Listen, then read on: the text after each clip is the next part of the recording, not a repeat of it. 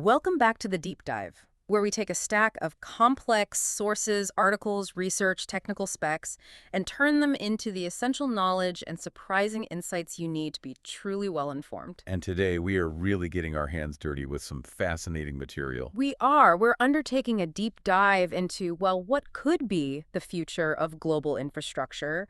We're focusing on a single, really disruptive technology platform, one designed not just to house people, but to survive the climate crisis. That's right. And the sources for today are, they're highly detailed. We have a professional portfolio, a full pitch deck, rigorous technical specifications, very detailed architectural plans, and a ton of visual evidence. Right. And all of this material is focused on a technology called the Universal Platform for Constructing Buildings, which the creators have branded the CITADEL platform. Okay, so let's unpack this because the visual evidence alone, it just gives you that immediate hook. I mean, you've all seen the images, right? The devastating aftermath of extreme weather. Yeah, they're everywhere. Traditional homes just submerged in floodwater or sprawling refugee camps reduced to these muddy, collapsed tents.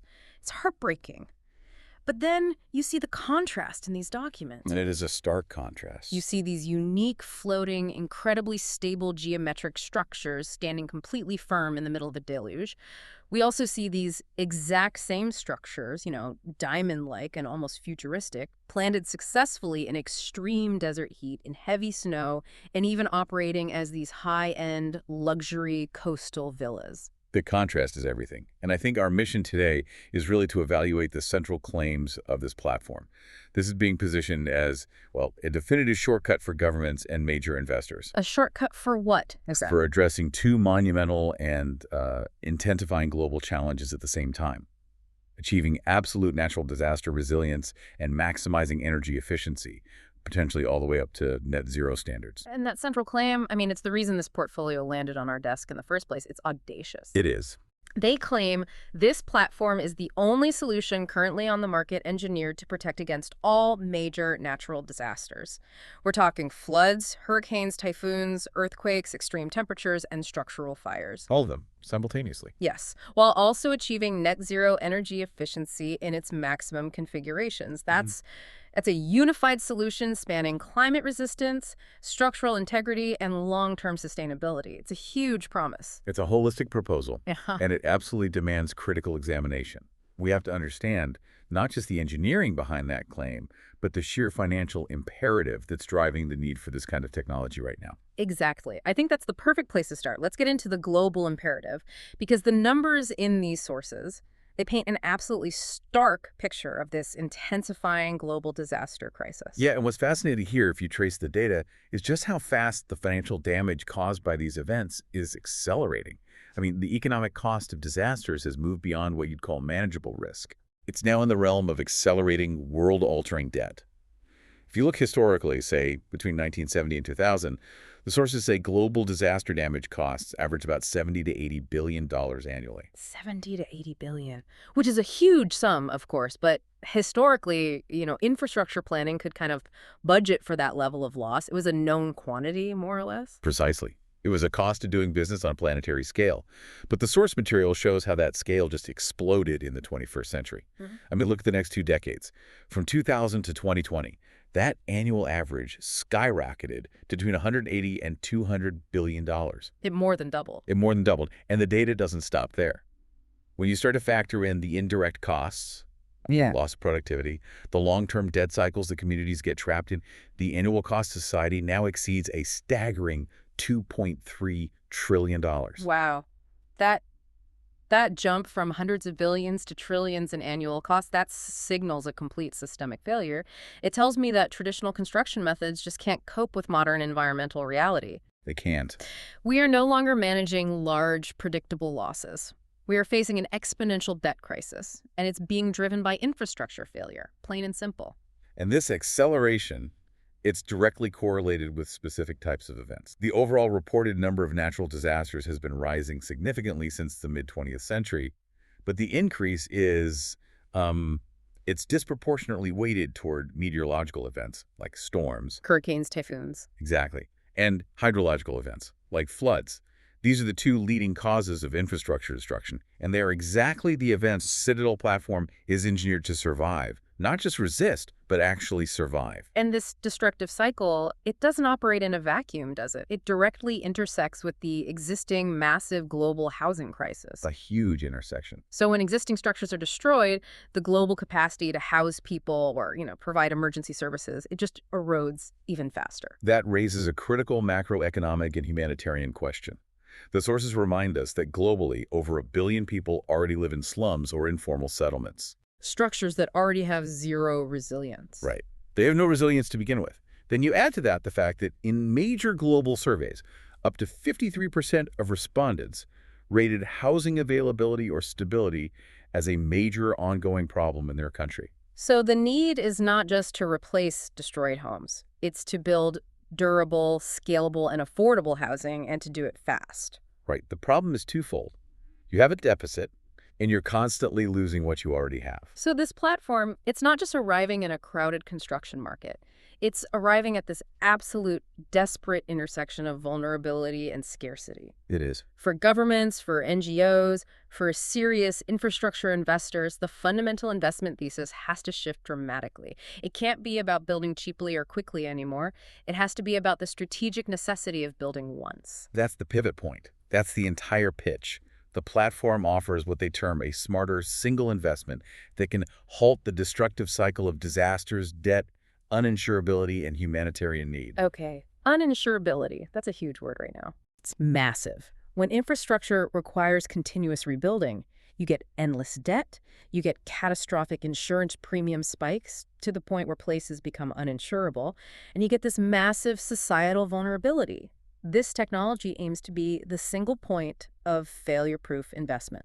So it's about ensuring immediate survival and, just as importantly, operational readiness after the event. That's it. Let's focus on the government use case for a second, because this is so much more than just emergency housing. We're talking about critical infrastructure. Yeah, the sources get really specific here. They do. They specify solutions for police stations, field hospitals, data centers, power supply stations. Essential public services that simply must withstand environmental shocks and remain fully operational when conventional buildings are just reduced to rubble. And that ability to guarantee business continuity for critical public services, that's got to be the most compelling part of this pitch for municipal and federal clients, right? I think so. In a disaster zone, a traditional structure, a police station, might be lost for months. It would require complex, expensive reconstruction. But if a police station or a triage center built on this CITADEL platform survives and remains active, the community recovery time is drastically shortened. You're not just saving a building, you're preserving governance and the entire aid distribution capacity. Exactly. The cost savings, when you look at it over the 50-year claimed service life, they become immense. You eliminate the massive rebuilding costs, you sidestep those debt cycles, and you minimize the societal disruption. It fundamentally changes the entire risk calculation. So you're converting what is traditionally a perpetually depreciating, higher-risk asset into a highly resilient, low-maintenance, and potentially net-zero efficient strategic asset. That is the core investment appeal right there. Okay, so let's pivot away from the macro necessity, the why, and let's dive into the structure itself, the how, because the first thing that really captivated me in the visuals was the aesthetic. It is so far removed from traditional, block or rectangular housing. Oh, absolutely. These geometric, diamond-like, polygonal structures that honestly look like something out of high-end functional futurism. The design is striking, yes, but its functionality is paramount. That unique shape isn't just some artistic choice. It's core to the structure's survivability, especially against those meteorological threats we were just talking about. Okay, let's dive into that. How does a polygonal shape actually translate into protection against, say, a Category 5 hurricane? It's all about advanced aerodynamics and load distribution. So that polygonal, often dome-like design, it allows the structure to withstand strong winds because those forces flow around the structure. Okay. They don't just slam into a flat perpendicular wall, which is what creates immense pressure and uplift on a traditional house. By minimizing the surface area that is directly perpendicular to the wind flow, they dramatically reduce the shear stress on the entire building. So instead of being a brick wall trying to resist the wind, it's more like a highly engineered pebble that just allows the energy to dissipate over its surface. Precisely. And this aerodynamic efficiency is so effective that the sources claim that under normal conditions, the building doesn't even require anchoring in the ground. Yeah. The distributed weight and the low profile stabilize it, which, makes Placement and quick deployment is significantly easier. That immediately translates into easier placement and quicker deployment, especially in remote or difficult terrain. And speaking of structural strength, the sources mentioned something pretty incredible about the frame itself, the core engineering element. Yes, the frame. It's described as extremely strong, often constructed from high-grade aluminum or steel, and it's robust enough to support significant weight. It's so strong, in fact, that it allows you to hang substantial furniture directly from the frame. You mean like beds and shelves? Beds, seats, built-in shelves, all hanging from the internal frame. That speaks to an industrial-grade material selection. But the detail that truly blew me away, the one that moves this from a housing structure to a piece of heavy-duty engineering, is the ability to hang a crane from the frame for unloading cargo. That single detail right there, it underlines the difference between this and, say, traditional modular or prefab construction. This is not a stressed skin structure. It's a genuinely engineered framework. That strength allows the structure to serve double duty as temporary logistical support in deployment zones. Okay, and this level of integrity is achieved through something the designers call nodal solutions. Let's define that for the listener, because nodal solutions sounds like pure jargon. What is a node in this context? A node is essentially a specialized geometric connector, a joint. In traditional construction, joints are very often the weakest point. Sure, where things come together. Right. In the CITADEL platform, the nodal solutions are these highly engineered, prefabricated connection points that are designed to distribute massive load forces efficiently across the entire polygonal skeleton.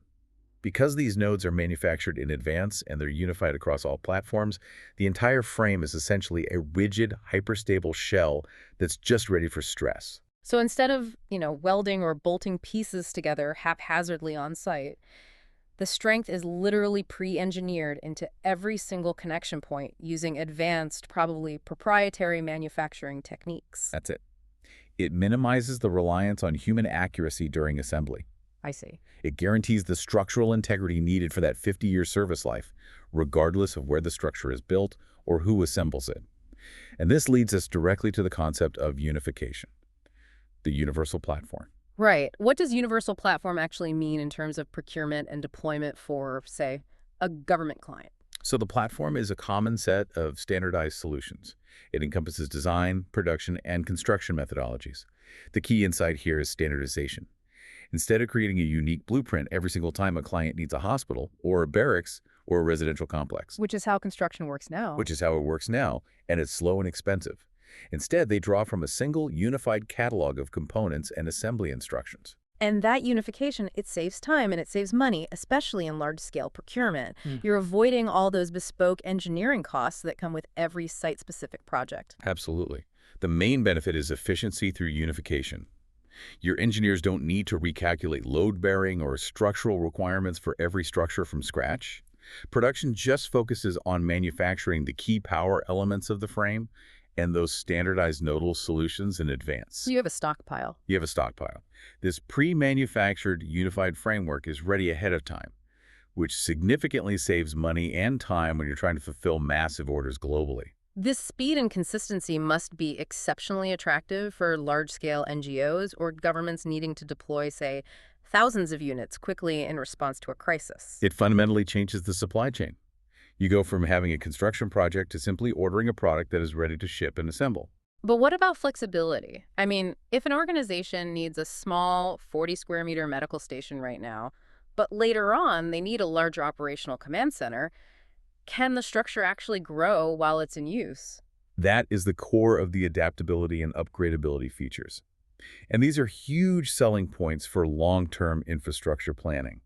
You can start with a basic kit, say a 40-square-meter unit designed for emergency shelter, and then you can increase the area during operation by simply connecting additional standardized modules to the existing structure. So it's completely scalable. It can seamlessly scale up from a single basic module into a full, sprawling, star-shaped citadel complex, like those immense facilities we see rendered in the desert deployment visuals. And this scaling isn't just limited to size. The platform allows for continuous upgrades to the structure's capabilities as well. You can upgrade the thermal protection levels, you can change the cladding options, you can integrate additional solar and battery systems over time. So you're future-proofing the investment. Exactly. You're ensuring the structure remains relevant and compliant with future energy standards decades down the line. And beyond just scaling up, the structure is mobile. The sources really emphasize that the building can be easily and quickly dismantled and then transported to a new location if required. And for security installations or rapidly changing operational bases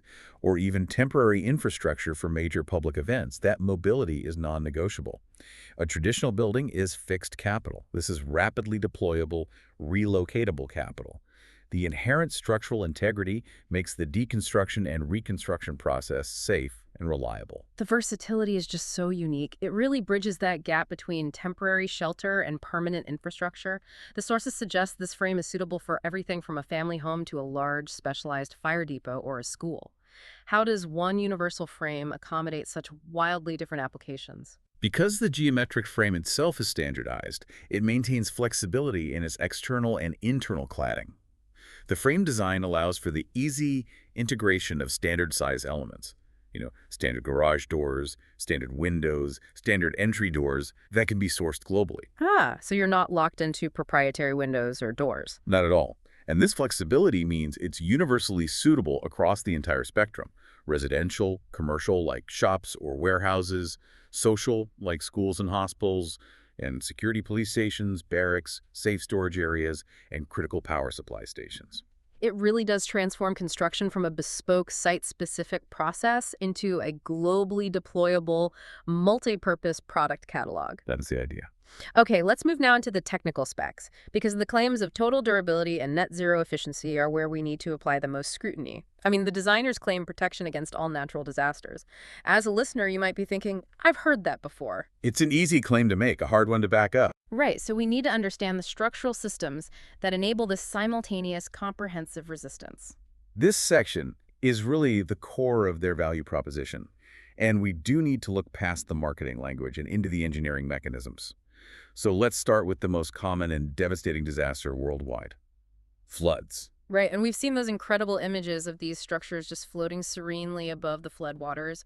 A traditional building is usually destroyed by the combined forces of water pressure, structural saturation, and then the resultant mold and rot. The Citadel structure addresses these threats holistically. So first, the exterior cladding is explicitly water-resistant, which ensures that the flooding itself causes no damage. And critically, because of the engineered materials they use, there is no mold and there is no rot. That eliminates a major health and structural degradation risk in post-flood environments. But the key has to be that buoyancy. How does a building, even a polygonal one, actually float safely? They offer an optional, but highly recommended, system of buoyancy elements or floating pontoons. The unique dome shape is critical here. It's designed to allow for what they call internal positive buoyancy. Internal positive buoyancy, what does that mean? It means the base of the structure, when water rises, acts almost like the inverted hull of a boat. They utilize the sealed air chambers or specialized light foam composites in the base flooring, which allow the structure to displace water and literally rise with the flood level, rather than being subjected to the lateral pressure of moving water. That's a huge shift. So they don't just withstand the water pressure, they actively interact with the water to stay above it. That ensures the critical mechanical systems stay dry and operational. Exactly. Now let's talk about high wind and storms. We talked about the aerodynamics, Right. but the actual structural performance is hurricane wind rated. It's designed to resist flying debris up to high impact levels. That polygonal structure ensures that even when it's subjected to extreme localized pressure, the stress is distributed rapidly across hundreds of nodal points rather than being concentrated on a single failure plane. Okay, so that handles wind and water. What about geological events? Seismic activity is a completely different kind of destructive energy. Ah. How does a modular light frame structure handle a major earthquake without traditional deep fixed foundations? This is where the adaptability of the foundation options becomes revolutionary. They offer adjustable anti-vibration and earthquake-proof supports. So instead of anchoring rigidly to the ground, which transmits all that seismic energy directly into the structure. Which is what causes them to collapse. Exactly. These supports are designed to dissipate that ground energy. So they're like shock absorbers on a massive scale. Precisely. They allow the structure to shift slightly, accommodating the differential ground movement and significantly reducing the destructive acceleration forces that typically collapse rigid buildings. And you can choose your foundation. Yes. Depending on the site and the soil instability, the platform can be deployed on wheels, on those adjustable anti-vibration supports, or on the floating pontoons for particularly unstable or liquefaction-prone soils. This ability to tailor the base to the exact geological risk is what guarantees maximum stability. So that combination of a shock-absorbing base and a highly flexible yet immensely strong polygonal skeleton is the systemic approach to total disaster proofing. Right. And moving on to climate extremes. We saw those images of these structures in arid deserts and heavy snowscapes. The stability claim here is immense. It's certified operational in temperatures ranging from a blistering plus 50 degrees Celsius Which is 122 Fahrenheit, down to a brutal minus 60 degrees Celsius. which is negative 76 Fahrenheit. Right. That is nearly a 110 degrees Celsius range of operational stability. That requires incredibly specialized thermal control. It does. And they achieve this massive climate range through the use of non-combustible material for both the interior and exterior cladding. And importantly, by adding a spiralized high-density layer of insulation that can be selected based on the deployment zone, so it's optimized for either extreme cold or extreme heat. So you're not just getting a one-size-fits-all insulation package. Not at all. It's tailored. Furthermore, the frame's capacity to handle snow load is calculated to meet the requirements of 100% of the world's territory, ensuring safety even in the heaviest snowfalls. And since the cladding materials are non-combustible, that addresses the final disaster risk, fire. Structural fires, or the ever-growing threat of wildfires, are minimized because the building envelope itself cannot be consumed by flame. It creates a fully sealed, durable envelope that's guaranteed to last. And this all ties back to sustainability, as the material science ensures the components won't rot or degrade or be affected by insects, giving that minimum 50-year service life. This material choice is both a resilience strategy and a sustainability strategy. Okay, now let's look at the net zero potential. The sources claim this structure can be more energy efficient than any permanent building in any region of the world, exceeding standard building codes several times over. That is an enormous claim in an industry that's struggling just to meet basic efficiency mandates. It is, and this is where the engineering of that envelope really pays off. Because the structure is so airtight and the insulation is so effective, remember, it's designed for extreme climates, it dramatically minimizes heat loss or gain. Right. This superior envelope performance leads to maximum temperature comfort with minimum energy costs. The structure is just inherently energy saving simply due to its design. So if the base energy requirement is already minimal, achieving net zero becomes a matter of adding renewable generation rather than trying to make massive conservation efforts. Precisely.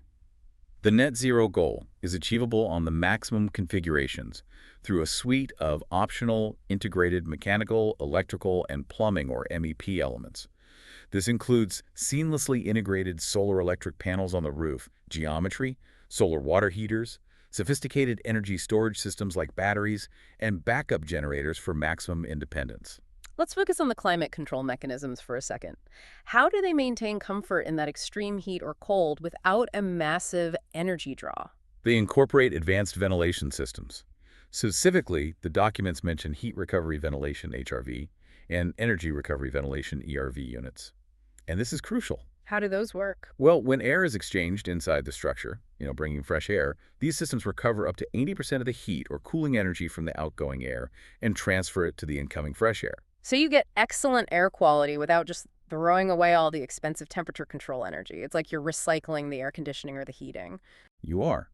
It minimizes the need for the HVAC system to work overtime, ensuring that even in a minus 40 degrees Celsius environment, the small amount of energy generated by the solar panels and stored in the batteries is sufficient to maintain operational comfort. This is what true autonomy looks like. Okay, let's connect this back to the core appeal for government and NGO clients, the logistics of deployment. Total resilience is moot if you can't get the structure built where and when it's needed. Right. And the entire production process is geared toward rapid mass deployment and minimal logistical friction. The sources highlight a massively simplified, rapid manufacturing process. Production is highly optimized for maximum automation and the unification of all elements, meaning they can achieve high-speed output with predictable quality anywhere in the world. And that efficiency in manufacturing, it translates directly into lower cost and faster response time for humanitarian or military use. And the logistics are simplified immensely. Because of that nodal system and the unified frame components, the assembly kit takes up minimal space. This makes it exceptionally cost-effective for worldwide transportation. The flat-pack nature drastically reduces the volume required for shipping containers. We saw that stunning visual evidence of delivery by helicopter. That sounds incredibly expensive, but If the packaging is minimal and the frame is light yet strong, does air delivery actually become logistically viable for truly remote regions? Absolutely. I mean, think about it. When a region is cut off by a disaster flooding, destroyed roads, mountains air transport is the only option. Because the assembly kit is so compact and the frame materials are designed for a high strength-to-weight ratio, helicopter delivery of components to hard-to-reach regions becomes feasible. It's not a gimmick. It's not a gimmick. It ensures that emergency infrastructure, whether it's a temporary hospital or a communication center, can be delivered virtually anywhere on the globe. And once it arrives, assembly is designed to be straightforward without requiring highly specialized labor or heavy construction equipment. Yes. The structural elements are designed for easy, almost DIY assembly by people without special construction experience. And this is crucial for local labor integration in developing nations or disaster zones. Right. Most importantly, the assembly process eliminates the need for expensive, heavy lifting equipment, like large cranes. Well, beyond that small one that can be temporarily hung from the frame itself. This dramatically reduces construction time, cost, and complexity, making it truly adaptable for deployment using local teams in remote areas. So we have a platform that is structurally guaranteed for 50 years, hyper-efficient, and manufactured for rapid global deployment. Now let's bring it down to the user experience and the floor plans. What do these geometric structures actually look like on the inside, and how do they maximize functionality in a small footprint? We have floor plans ranging from the ultra-compact emergency unit, which is 25 square meters, or about 270 square feet, very tiny, all the way up to larger multi-module complexes of 160 square meters, and even combined configurations reaching 270 square meters.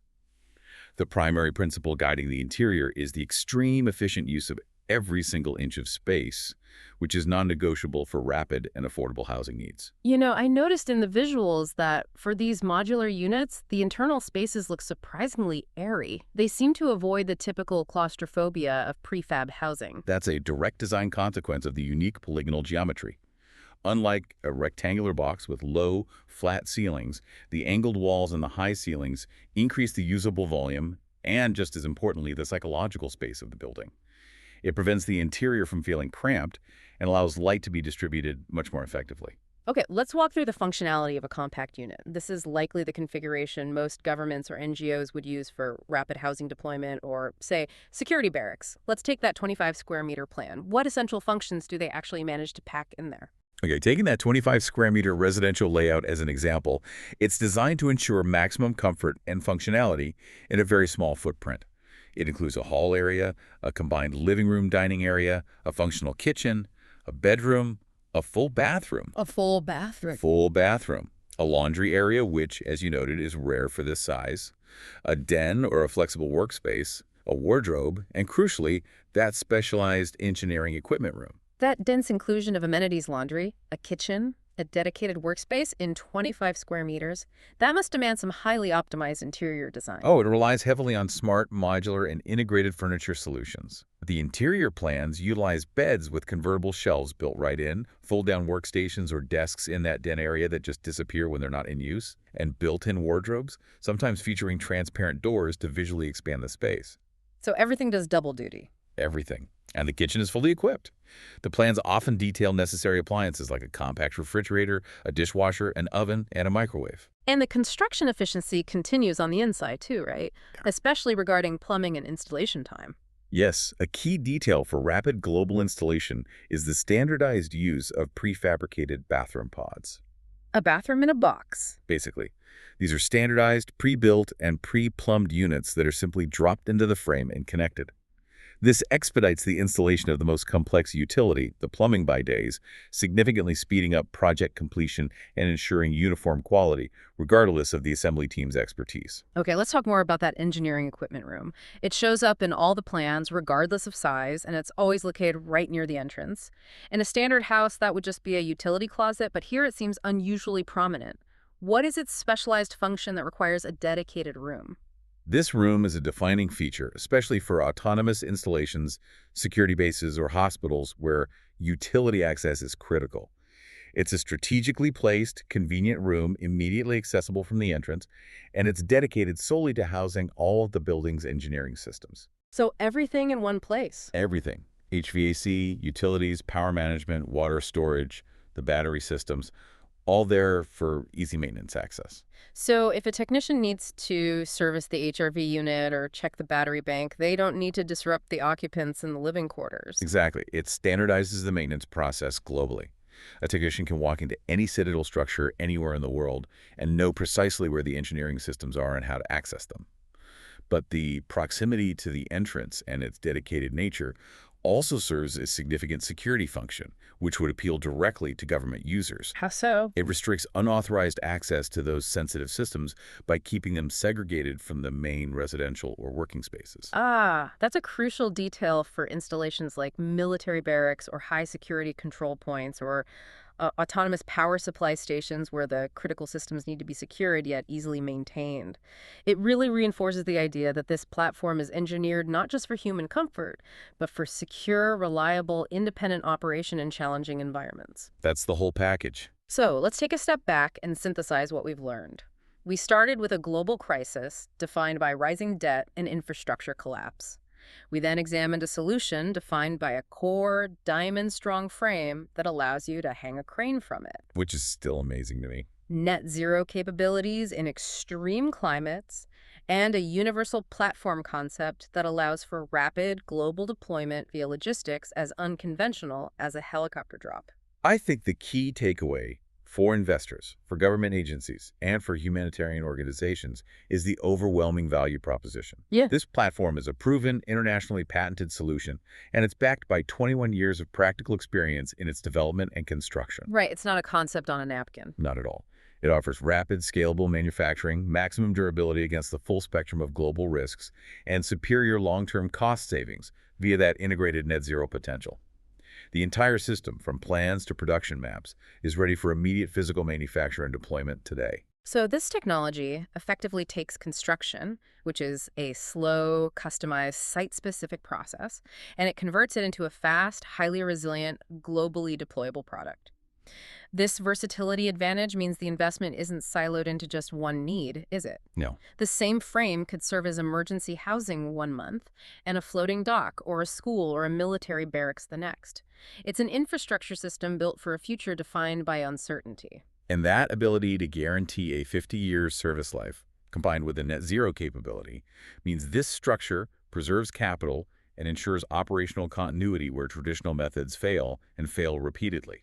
It truly attempts to deliver on that promise of building once. Okay, here's where it gets really interesting and where the sources kind of push the bounds of possibility. We've spent this entire deep dive focusing on earthly applications, solving the flood crisis, the housing crisis, the energy crisis in the most remote or dangerous regions. Sure, practical applications. But the portfolio also includes these intriguing visuals of the geometric structures in extreme desert environments. And sometimes they're explicitly positioned adjacent to structures that strongly resemble official Martian habitat mock-ups. You can even see people in specialized gear visible nearby. Ah, right. The principles required to survive on Earth's most challenging environments.